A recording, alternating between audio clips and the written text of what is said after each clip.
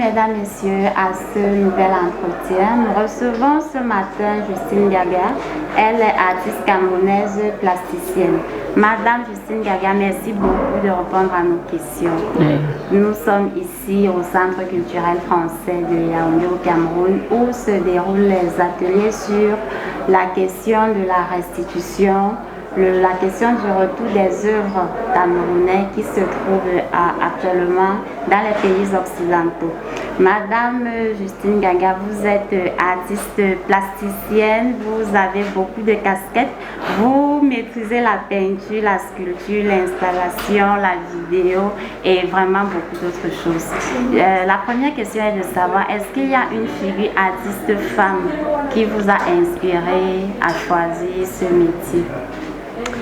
Oui, disons que pour le moment, oui. Mais sinon, avant, j'étais plutôt inspirée par d'autres artistes.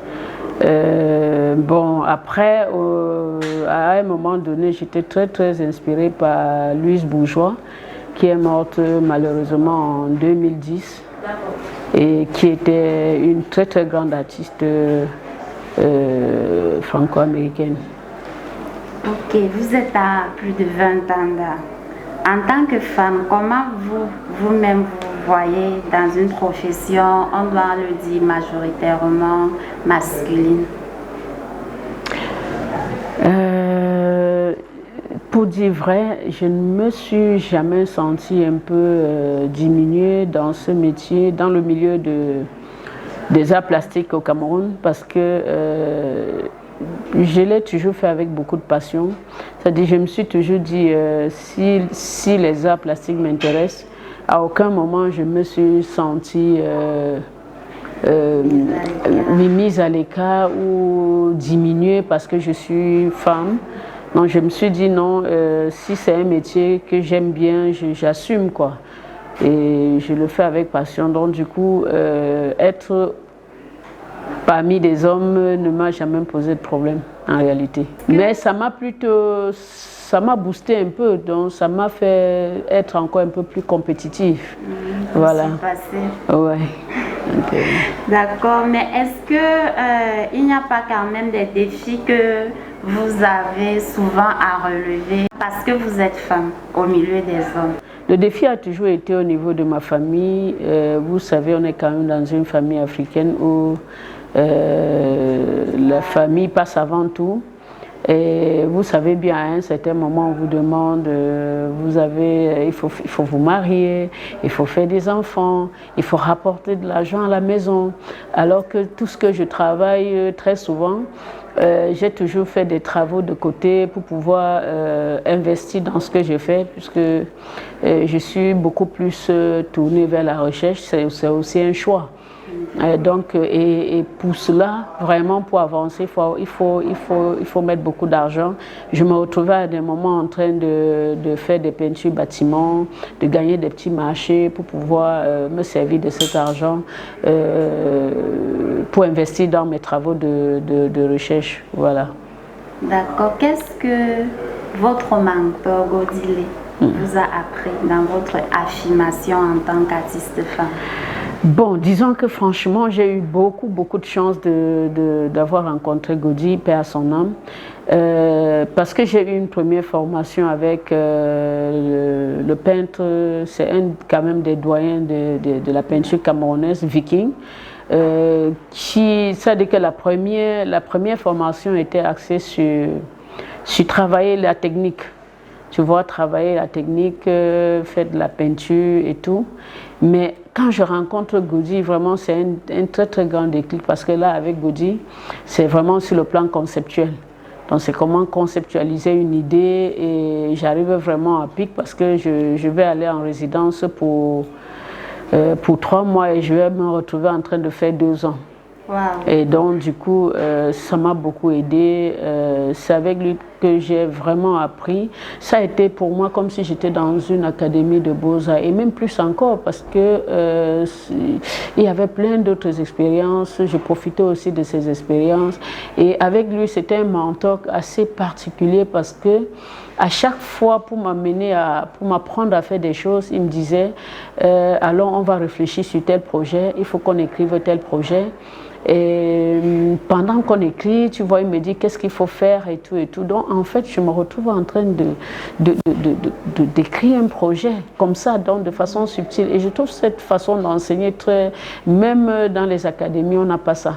Et je pense que j'ai eu beaucoup de chance. Oui, il m'a beaucoup appris. Et si je lui dois carrément toute ma carrière, hein, en réalité. Et voilà un peu.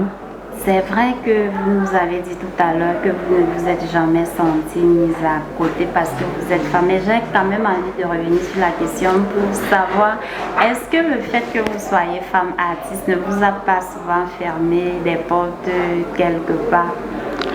Bon, tu sais, il y a toujours des préjugés. Quoi qu'on fasse, tout le monde ne peut pas vous aimer. Si vous partez à la base de savoir que même si vous êtes bon, n'importe comment, il y aura toujours le diable à côté qui vous dira ah, celle-là, j'aime pas. Mais j'ai pas envie quand même. J'ai envie tout simplement, même si ma tête ne plaît à personne, que quand même oui, c'est ce que je fais qui est important. Et vraiment pour revenir à ça, je dis toujours, c'est vrai, il y a des petites combines. Mais quand tu te dis tu es là pour bosser et peu importe, moi je garde les yeux sur le ballon parce que je vais vous dire une chose, vous voyez un peu quand vous regardez un match de football, celui qui loge le but en réalité et qui est champion, c'est celui qui apprend, au lieu de chercher à tacler les pieds et autres, c'est de suivre uniquement le ballon. Parce que le but, c'est de prendre ce ballon et de le mettre dans le filet. Et c'est ce que je fais dans ce métier, quoi. D'accord. En 2014, il faut dire que vous avez beaucoup travaillé, vous avez eu beaucoup de récompenses à la hauteur de votre travail. Donc, je vais dire qu'en 2014, vous êtes lauréat de la Biennale à Dakar avec votre œuvre Indignation. Qu'est-ce que ce prix représente pour vous? Bon, c'est vrai que la Biennale de Dakar 2014 a été une très très bonne consécration pour moi. Mais avant, j'avais déjà eu des distinctions parce qu'en 2011, j'ai eu une bourse pour aller faire 3 ans d'études en Suisse. En 2010, d'ailleurs, j'ai eu la bourse UNESCO. Et en 2008, j'étais lauréate de Visa pour la création. Donc après, ça s'est enchaîné. Et en 2014, c'était vraiment une vraie consécration parce que je sors de là avec le 2e prix, qui est le prix du ministère de la Culture et du Patrimoine du Sénégal. Et je dis que ce prix m'a quand même mis un peu en alerte. C'était bien, c'était beau, tout le monde en parlait. C'était une fierté pour le Cameroun, c'était une fierté même pour moi-même, mais pour l'Afrique. Mais seulement, j'avais une sorte de pression. Parce que je me suis dit, oui, indignation, maintenant je viens de gagner le prix avec indignation. Qu'est-ce que la prochaine fois, c'est quoi? Quelle serait la prochaine étape? Et du coup, il y a une petite pression quand même au niveau du travail. Est-ce que, voilà, il faut rester, ou soit pas rester là, mais il faut aller un peu plus loin. Parce qu'après la Biennale de Dakar, parce qu'il faut souligner que dans cette même biennale, moi j'avais été parmi les 60 artistes sélectionnés. J'avais été une des artistes qui avait été choisie pour être membre du jury pour donner le 5e prix à la biennale à laquelle je participais. Wow. Et donc on était 3 membres du jury, un professeur d'histoire de l'art qui est sénégalais, qui est enseignant en France, et l'autre était béninois. Et moi, je venais comme une artiste qu'on avait choisie parmi les artistes pour être membre du jury du 5e prix de la même biennale. Et donc, c'était trop de choses, de belles choses qui arrivaient à la fois. Donc, voilà, et après, je continue ma carrière tout tranquillement. Et ce qui me donne un peu plus de joie, c'est que après ça, en 2016, je suis membre du jury pour les Jeux de la francophonie et je poursuis ma carrière. Et en 2022, je suis à la Biennale de Venise. Donc je représentais, j'étais dans le pavillon du Cameroun, dans le hymne de la Biennale de Venise. Et donc ça fait quand même beaucoup de choses en bien. Oui. Oui. Ok, nous sommes à l'Institut français où vous avez exposé une œuvre vision alternative. C'est exposé en ce moment, mais on va sûrement aller visiter après l'entretien. Quel est le message que vous mettez en avant sur cette toile? Oui, mais vous voyez, je suis dans un monde doté de capitalisme. Et en réalité, je parle d'un capitalisme à outrance. Et quand je parle de vision alternative, c'est que dans ce que j'évoque, le monde de machines que j'évoque, c'est que tout le monde, en regardant ce que j'ai fait, peut déjà avoir une petite idée de lui-même, quoi, en regardant les travaux.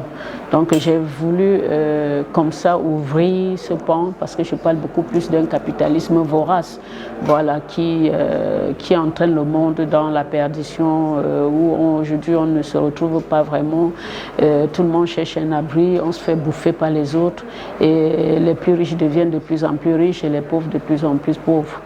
Donc c'est un peu ça. Et cet individu qui est toujours là en quête de situation, qui est perdu, qui ne sait pas quoi faire, qui cherche une issue. Et voilà, donc c'est un peu... Okay, une dernière question pour sortir. Nous sommes ici dans le cadre des réflexions sur le retour des choses. Est-ce qu'en tant qu'artiste engagé que vous êtes, vous pouvez nous donner le regard que vous posez sur cette réflexion? Bon, heureusement, beaucoup de choses ont été notifiées pendant ce colloque. Ce que je pense, c'est que s'il est assez important que ces choses-là reviennent, c'est vrai que ça pose beaucoup de problèmes parce qu'il faut voir dans quelles conditions on va les recevoir et quels sont les moyens qui seront mis en jeu pour que nous puissions avoir une très bonne réception de ces objets. Mais ce qui est important de savoir, c'est que ces objets ont un pouvoir. Ce sont des objets chargés et je pense que même lorsque, je disais hier, que lorsque vous avez une toile, lorsque vous travaillez et que vous faites un jet, c'est à partir du moment où vous commencez à travailler que vous donnez de l'importance, de la valeur à la chose qui va se faire après. Donc c'est important que ces choses-là rentrent pour enrichir aussi notre histoire, pour nous reconnecter aussi à notre passé. Et je pense que ça a sa place. Ça a énormément sa place. Maintenant, peu importe tous les problèmes qui sont autour, mais je crois que l'initiative est très, très, très belle. Et l'essentiel, c'est qu'on arrive à trouver le juste milieu, comment faire. Ou alors, est-ce qu'il ne faudrait pas aussi interpeller les Camerounais de la diaspora qui, eux, ils sont un peu plus proches de ces musées et qui ont la possibilité de visiter ces œuvres-là. Et peut-être qu'ils seront encore un peu plus engagés que nous. Donc, nous comptons aussi sur la diaspora. Est-ce qu'il y a un sujet que vous auriez aimé aborder dans cet entretien? Non, mais je pense qu'il y a pas mal de très très grands... il y a beaucoup de talents dans le domaine des arts plastiques au Cameroun. Et vraiment pour moi, c'est de pouvoir maintenir le cap, c'est de travailler dur pour que c'est... Parce qu'il faut inspirer les autres. Plus on travaille dur, plus ceux qui arrivent s'inspirent des aînés. Et le but même, c'est qu'ils nous dépassent. Nous aussi, on rêve de dépasser certains aînés, mais en bien. C'est-à-dire que pour montrer qu'on a bien appris la leçon.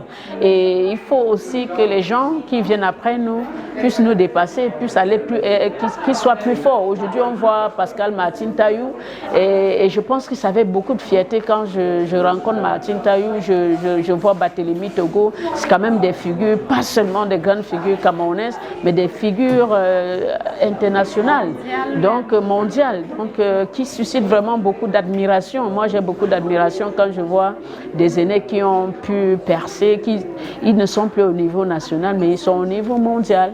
Et je pense que ça booste un peu la création. Voilà, ça permet aux artistes de beaucoup évoluer parce que, je vais vous dire, les écoles de beaux-arts sont nées parce qu'il y a eu des aînés qui ont posé des gestes. Et ces gestes-là ont interpellé l'État. On s'est dit, ah ben tiens, il y a de la matière, pourquoi ne pas, pourquoi pas. Voilà. Et je pense que c'est très important de souligner ça. Et on a la lourde responsabilité aussi d'aider quand on peut, que les jeunes artistes n'hésitent pas à nous saisir, même si c'est la nuit, même si c'est à n'importe quel moment. En tout cas, en ce qui me concerne, je suis disponible. Ouais. Merci beaucoup, madame. Je vous en prie. Je vous en prie. Ouais. C'est donc fini pour cet entretien. Nous remercions madame Justine Gaga de nous avoir reçus et nous vous disons à très vite pour un nouvel entretien. Merci aussi. À bientôt.